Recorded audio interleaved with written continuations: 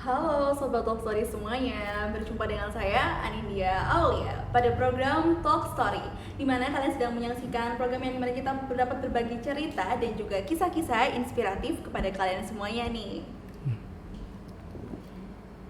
Nah, pemirsa, di sini kita akan membahas kisah dan cerita yang menginspirasi dari seorang seniman lukis asal Malang yang sudah menjadi salah satu kontribusi galeri seni lukis di Italia. Banyak sekali lukisan manual miliknya yang sangat bagus, dan juga beliau tetap mempertahankan menggunakan alat manualnya di era digital saat ini nih teman-teman.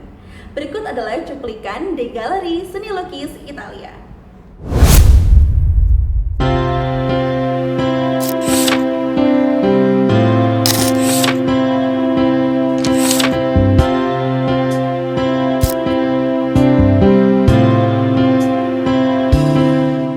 Maruto Septriono, seniman yang melintas 3 generasi.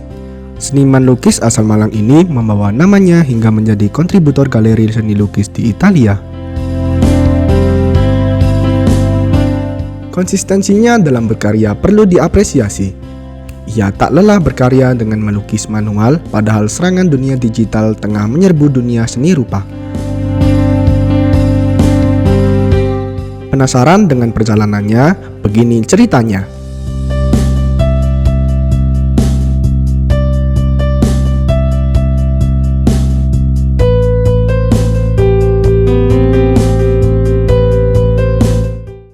Nah, itu dia sedikit cuplikan profil dari Pak Maruto di Galeri Seni Lukis Italia.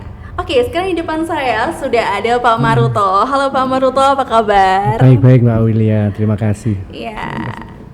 Oke, di sini kita akan membahas kisah dan cerita inspiratif bersama Pak Maruto. Ya. Oke, baik Pak, langsung saja nih. Bagaimana sih cerita awal perjalanan Bapak bisa menjadi seniman lukis? Berawal dari setelah studi SMA ya. Kemudian nganggur ya 2 tahun, kemudian senang gambar.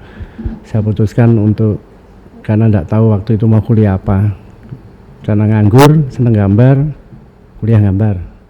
Akhirnya saya kuliah di IKIP, waktu masih IKIP Negeri Malang, sambil jurusan seni rupa di tahun 89. Kemudian lulus tahun 91, dan sebenarnya itu kan pendidikan jurusan seni rupa itu jurusan pendidikan seni rupa itu sebenarnya menganjurkan jadi guru gambar di sekolahan. Iya, benar. Saya lebih tertarik menggambarnya daripada menjadi gurunya. Tapi sebenarnya unik lah jadi guru. Tapi di gambar inilah saya banyak menemukan banyak hal lah yang hingga sampai sekarang saya tekuni. Gitu Mbak Willy. Oke. Kalau boleh tahu itu tahun berapa ya Pak? Untuk di IKIP? Di IKIP-nya tahun 89 sampai tahun 91. Iya. Itu sudah berpuluh-puluh tahun yang lalu ya? Iya. Berapa tahun ya? 89, 2001 sekitar 44 tahun yang lalu. 44 tahun, udah lama sekali ya. Sampai lupa aku.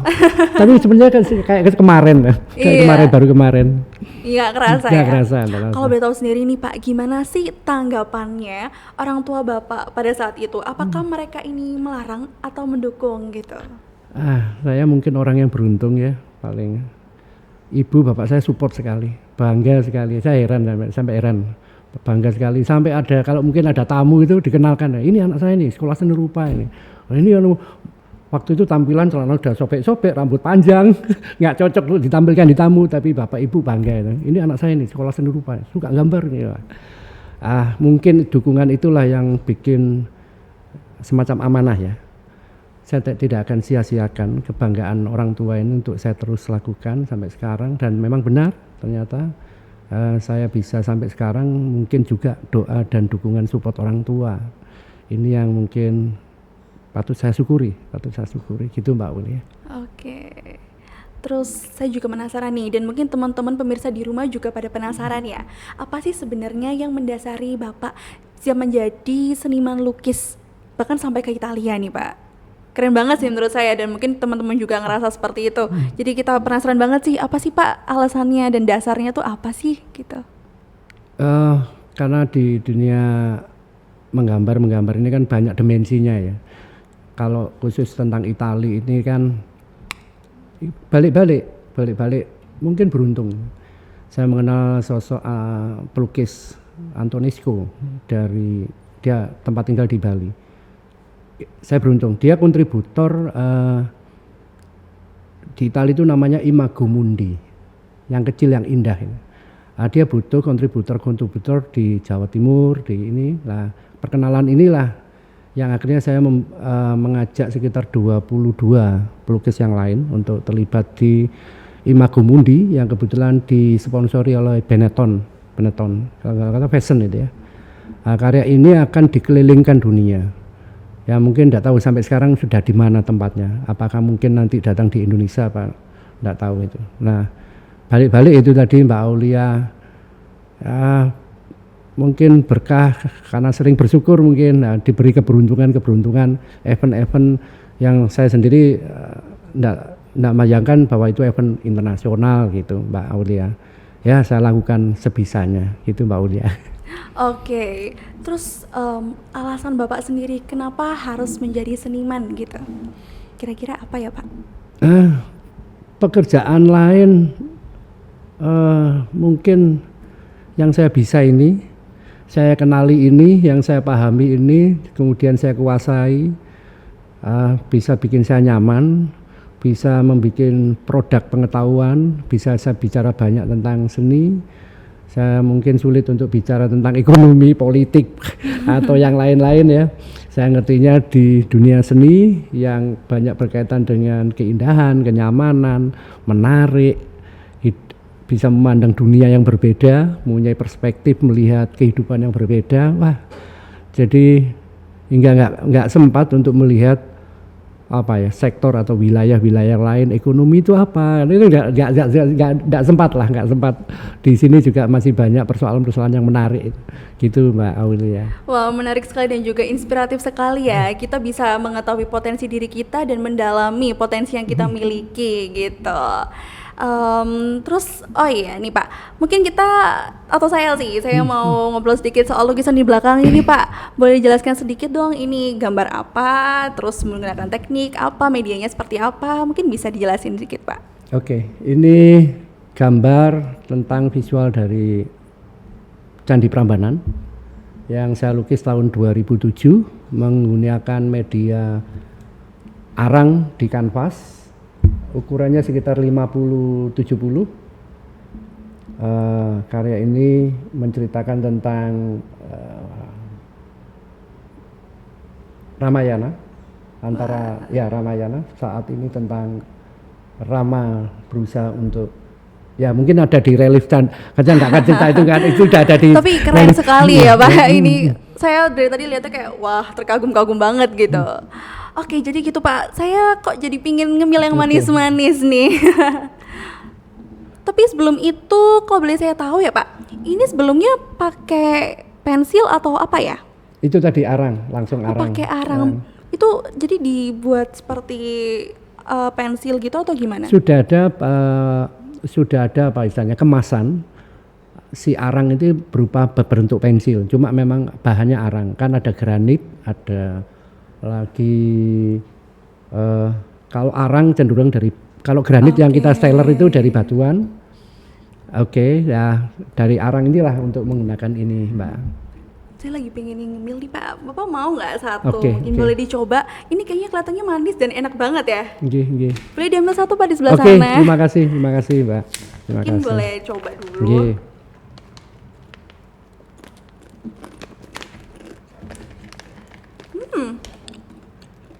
Manisnya pas loh Pak. Ini produk mana ini? Ini homemade gitu ya sepertinya. Homemade? Sekolahan sini yang bikin? Apa daerah sini yang bikin? Kurang tahu juga sih, tapi ini ada tulisan nomornya di sini, bisa langsung beli di sini sih. Ini cocok banget sih buat ngemil waktu sambil nugas atau mungkin sambil ngobrol bisa sambil ngemil juga Pak. Ini ada di online atau ada di produk tokonya? Mungkin itu ada nomor teleponnya bisa langsung Oh, pesan di oke situ. ya. Ya, manis Mbak, enak. Oke. Gimana rasanya Pak? Manis atau manisnya pas atau gimana? Iya, nggak menghilangkan rasa pisangnya untuk produknya. Menarik. Anak-anak banget ini ya. Iya, milenial banget ya, zilenial gitu. Nggak ukuran jumbo besar. Mungkin ada mungkin. Tapi kalau ini kan dilihatnya kayak anak-anak sekolahan bisa memiliki ini kan. Tapi secara kemasan ini bagus banget ya. Oh ya, kedap udara ya. Jadi nggak Kedap mudah mungkin nggak mudah layu. Iya, jadi Apa, crispy-nya Pak? tetap Ya, kerasa ya, benar, tetap kerasa benar, crispy, nggak keras juga, masih bisa dimakan. Oke, Mbak.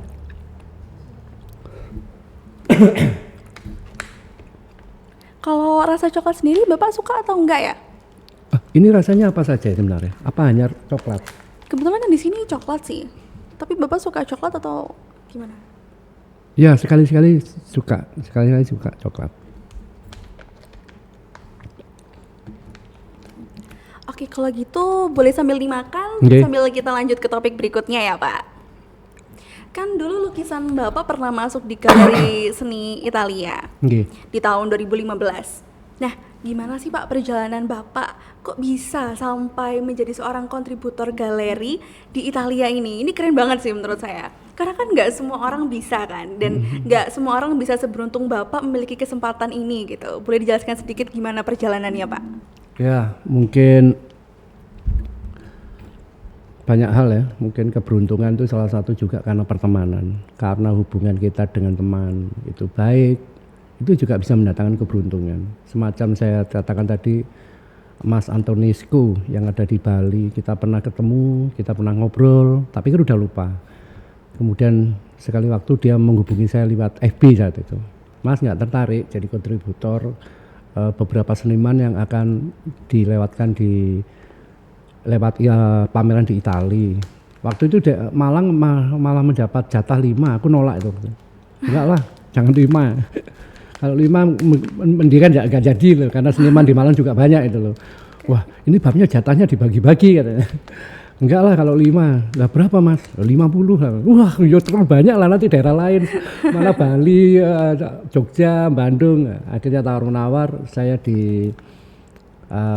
jadi 22 seniman Malang yang terlibat. Itu pun bangga sekali ya bisa ngajak teman-teman yang lain. Merasa hebatnya di situlah, daripada tampil sendiri. Apa hebatnya tampil sendiri? Saya lebih hebat lagi dengan 22 teman-teman seniman yang lain untuk tampil, itu luar biasa buat aku. Bener luar biasa. Bersyukur banget ya atas kesempatan yang luar biasa Iya, gitu, bener. dan itulah hebatnya pertemanan. Iya benar, relasi ya, sekali lagi relasi itu penting teman-teman. Lukisannya yang dibawa ke sana itu apa hanya untuk pameran aja Pak? Atau juga dilelangkan? Mungkin tidak. Benetton saat itu saya baca perjanjiannya, ukurannya kecil itu Mbak, karena 10 kali 10 itu. Oh. Bahan media dari mereka kirim, kita gambar, kemudian kita kirim balik ke sana. Janji mereka adalah itu akan setelah keliling dunia akan ditaruh di museumnya Benetton tentang Imago Mundi. Karya itu tidak akan dijual belikan, akan dikoleksi terus. Sekarang karya itu di mana Pak? Aku terakhir tahun berapa itu dia berada di Amerika Latin. Jadi keliling terus jualan dari negara Arab. Aku nggak tahu apakah itu nanti nyampe di Indonesia. Moga-moga.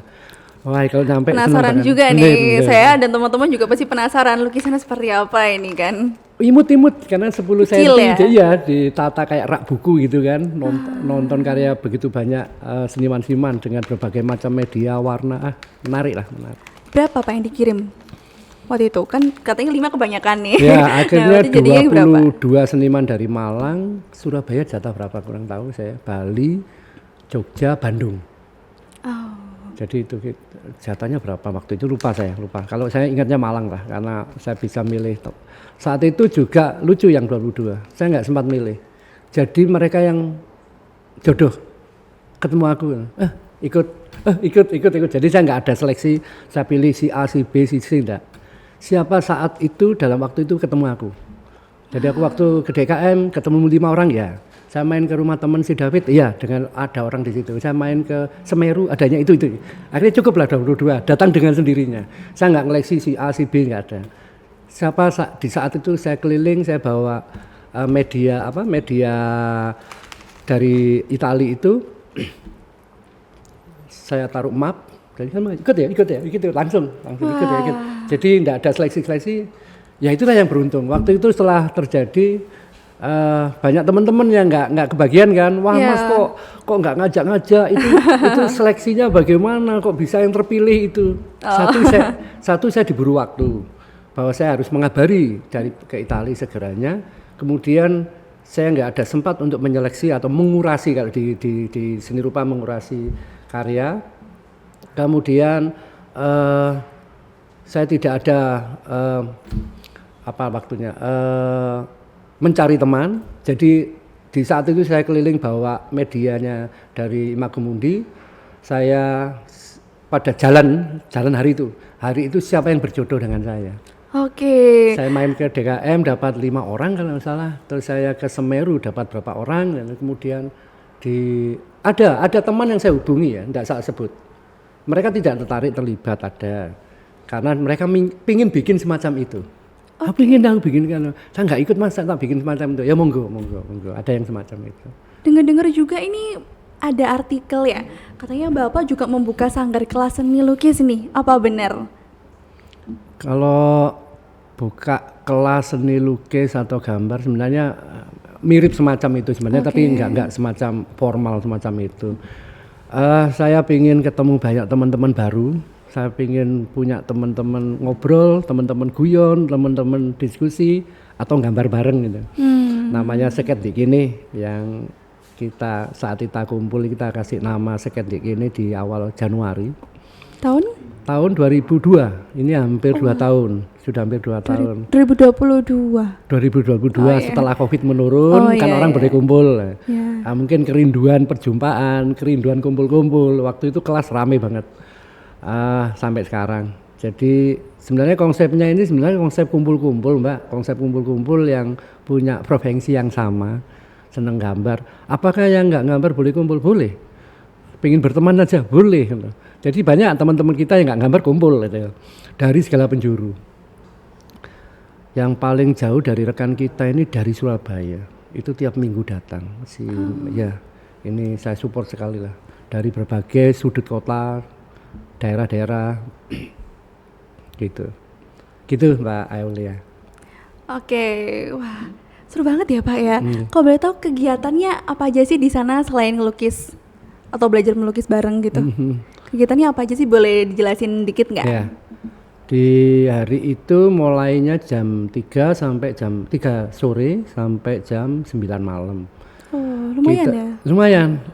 Kalau melihatnya panjang waktunya, tapi kalau Mbak Aulia ikut itu nggak terasa waktu itu sangat cepat, karena kita itu ada materi skate model, kemudian ada outdoor yang kita sambung dengan apresiasi presentasi karya, ngobrolkan karya, kita selesai jam 9 malam. Itu Mbak Aulia. Kebetulan tadi habis makan yang manis-manis, kayak kita butuh yang seger-seger ya. Dan sebentar lagi mungkin Bapak juga haus, mungkin kita bisa minum dulu. Ini dari Hidup Segar Pak, ini air mineral asik banget nih. Boleh diminum dulu Pak? Hidup Segar. Ini produksi mana ya Hidup Segar nih?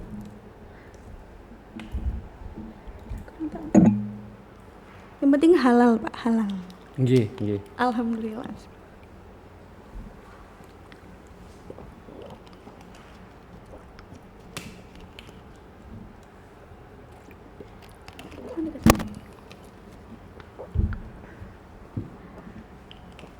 Wah, seger banget ya Pak. Gimana nih habis minum rasanya? Bisa lebih lega sedikit ya tenggorokan. Terima kasih Mbak Aulia. Oke, air mineral yang sehat, pilihlah Hidup Segar. Ini teman-teman.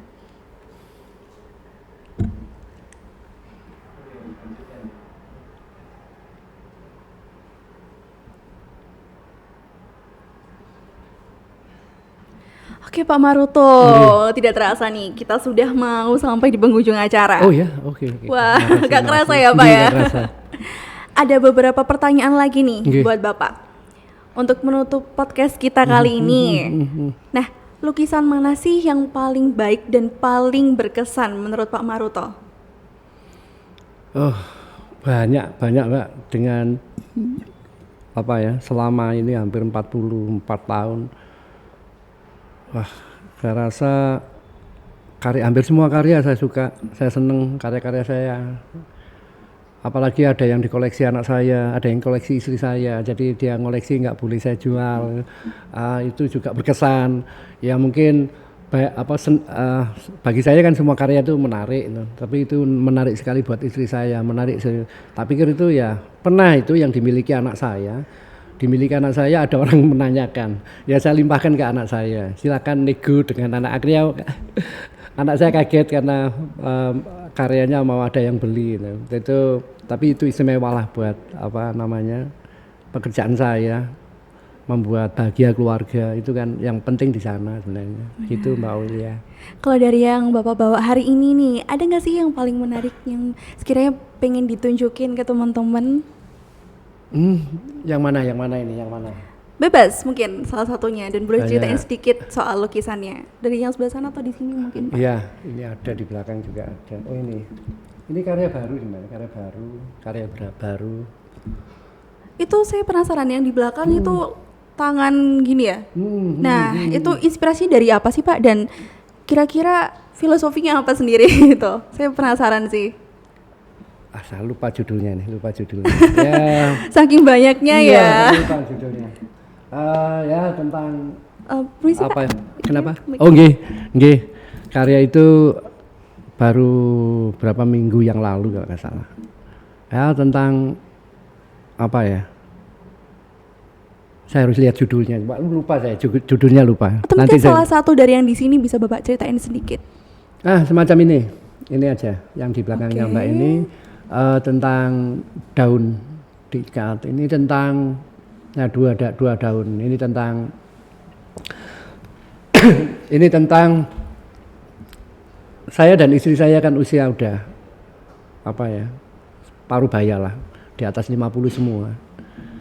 Jadi ini judulnya Menjalin Cinta di Usia Senja. Jadi bagaimana cinta ternyata berbeda dengan usia senja. Bukan berarti mengurangi kualitasnya, enggak. Sama lah kualitas masih muda, masih pernah awal menikah. Sekarang di usia senja di mana kita banyak melihat cinta itu berbeda lagi lah. Jadi coba dijalin dengan pandangan seusia sekarang. Jadi nggak mungkin lah gombalan lagi, kan nggak mungkin. Terus nggak mungkin lah merayu-rayu lagi. Aduh, so sweet banget ya. Ya istri saya juga kemarin suka itu, coba sih nanti di Pigora di ini. Jadi pernah kita ngobrol-ngobrol berdua tentang akhirnya mengarah ke masalah cinta di usia senja itu ternyata menarik lagi loh, menarik. Kita nggak bicarakan masalah kayak gombalan merayu-merayu, ternyata enggak. Jadi ada hal-hal yang sifatnya lebih sulit ini, tambah sulit kan. Saya mendingan cerita yang remaja karena udah ngalami. Memang kadang itu cinta tidak bisa dideskripsikan dengan kata-kata, benar bukan sih Pak? Iya, tapi saya yakin dia tumbuh dan berkembang. Benar. Dia tidak pernah Setuju. tetap. Dia itu teman-teman. tumbuh dan Note. Mungkin saya juga penasaran nih sama lukis yang ada di depan nih Pak. Oke. Mungkin ada salah satu yang mau dijelaskan. Ini yang menarik, yang di cat air ini. Yang ini. Yang ini. Oke, gimana nih Pak ceritanya? Mungkin dari Itu judulnya saya masih judul. ingat ini. Oke. Oke. Mungkin bisa dibawa. Oh di bawah. Oke, tak bawa. Ini. Ini judulnya sebenarnya bahasa Jawa. Bahasa Indonesia. Jadi tidurnya keturun sampai neyeng. Jadi ketiduran sampai berkarat.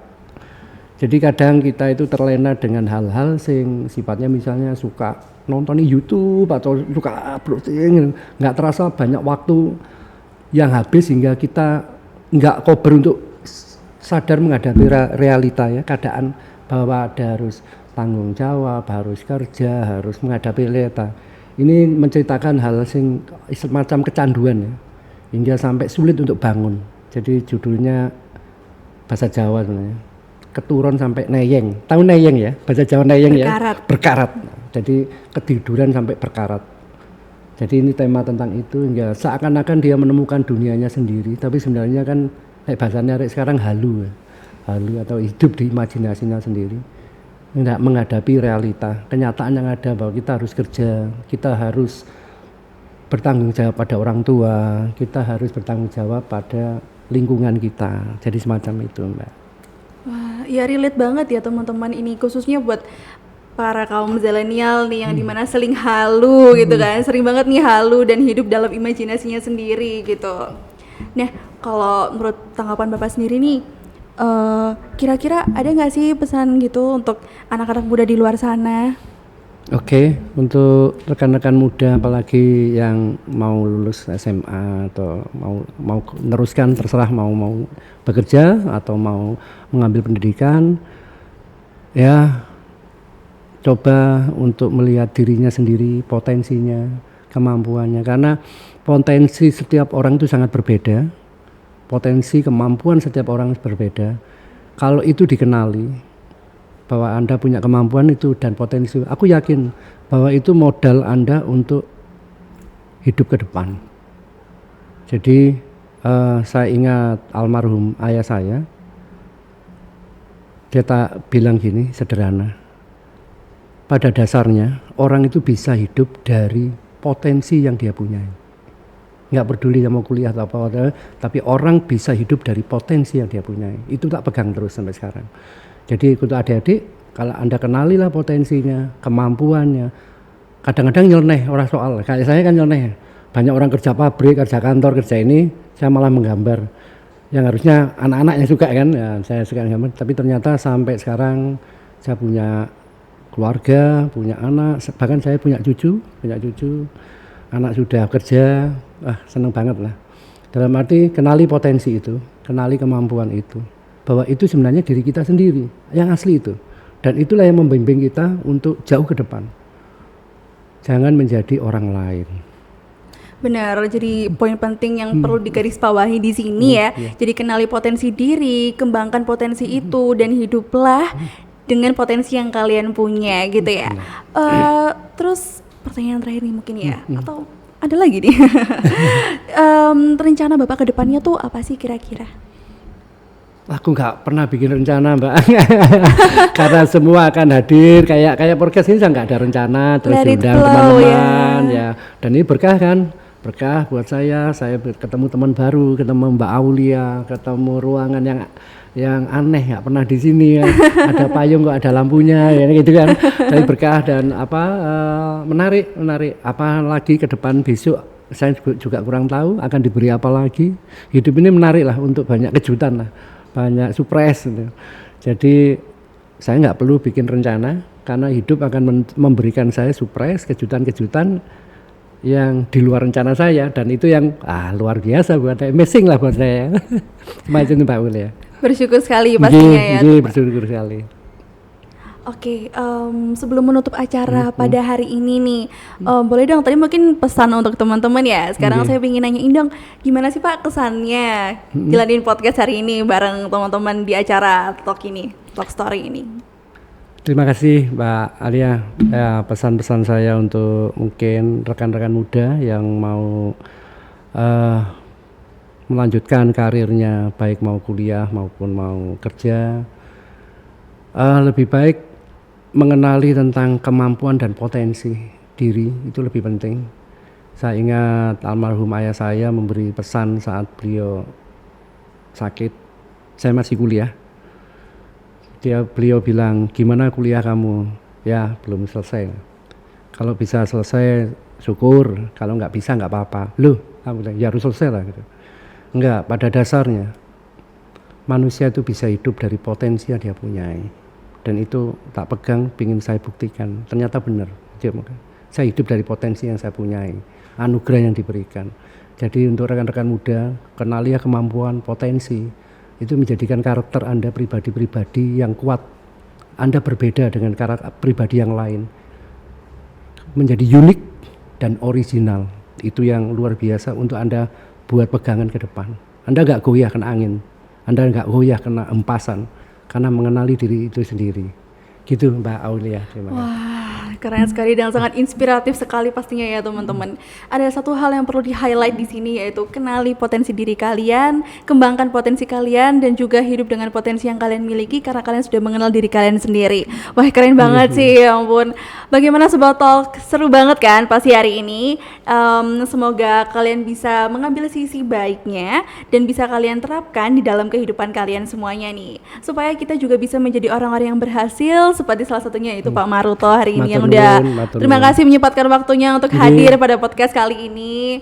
Oh ya, jangan lupa juga untuk mengikuti kelas Sanggar Seni Lukis Pak Maruto setiap hari Minggu pukul 3 sampai dengan selesai. Kelas ini tanpa biaya ya sobat-sobat, alias gratis.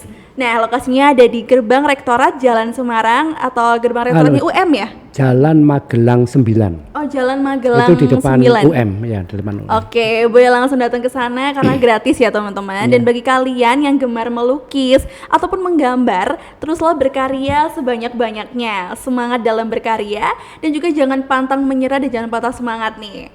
Bisa jadi seperti Pak Maruto ini yang sudah melalui banyak sekali rintangan hingga akhirnya sampai kepada tahap seperti ini ya teman-teman. Oke, kalau gitu saat ini kita punya harapan di masa depan dan mungkin itu aja dari saya. Terima kasih dan sampai jumpa di Talk Story berikutnya. See you guys. Terima kasih Pak Maruto udah hadir. Terima kasih Mbak Ulia dan rekan-rekan tim. Semuanya. Terima kasih banyak. Terima kasih banyak.